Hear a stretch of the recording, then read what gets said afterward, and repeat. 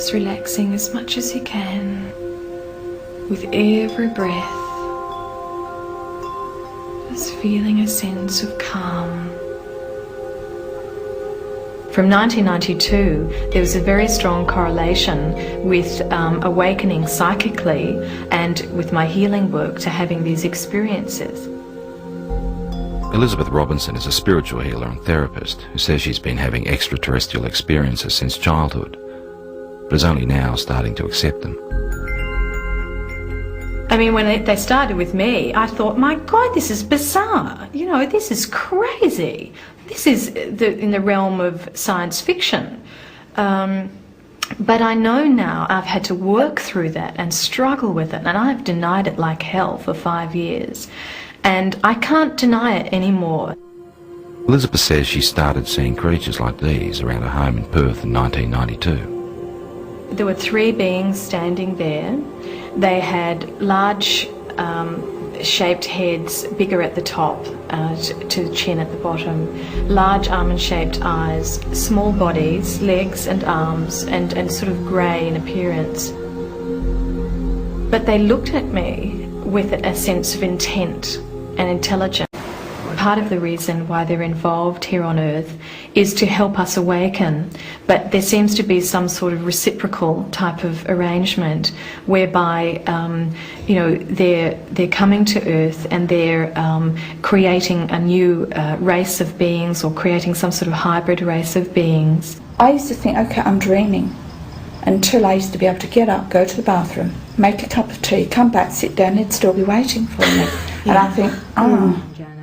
Elizabeth and colleague Mary Rodwell now run a support group in Perth for people who've had alien experiences.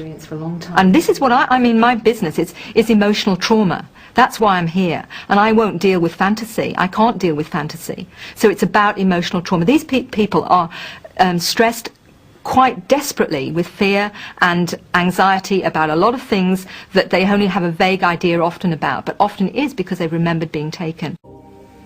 I don't know, maybe between 6 and 8, I would assume. Okay. They were fairly intense? Or? Yeah, they were very close together as well. Right, okay. 4 years ago, Kelly Carr was a mother and housewife with no interest in spaceships or aliens. Now she's using technology to reconstruct images of her own encounter. It does give the idea of the lights there, but, you know, the brightness of the light, it gives a good impression, except that the colour doesn't seem right. Kelly's account starts in August 1993. My husband and I were driving up to my girlfriend's place in Monbulk, which is in the Dandenong Mountains. We were driving on Belgrave-Hallam Road, and it was just on dusk. I saw what I thought was round orange lights in the field. It looked unusual to me. Later that night, retracing their route home, Kelly noticed something else unusual. It's about a kilometre or so in front of us, about twice the height of the treetops. We could see this object, which at first I thought was a blimp. It had the shape of a blimp, but it was light. As we got closer to it, the light seemed to sort of separate, and it was actually these a row of round lights, and they were orange. It appeared like there was silhouettes standing in these round orange circles, like people, but you could only see the black outline. Well, I just said to my husband, look, there's people in there. And the minute I said that, it shot off to the left of us. Within 1 or 2 seconds, it was gone completely. About a kilometre or two further down the road, as we kept driving, I came across what, at least what I thought, was a screen or a wall of light across the road. And my heart started racing and the adrenaline was sort of pumping through my body, and I'm thinking, we've just seen us back down there, we're in for, you know, a close encounter. Then the next instant, nothing.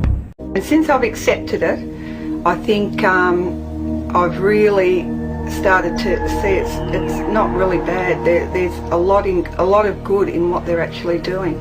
And it's like they're saying to us, you know, human beings can do so much more.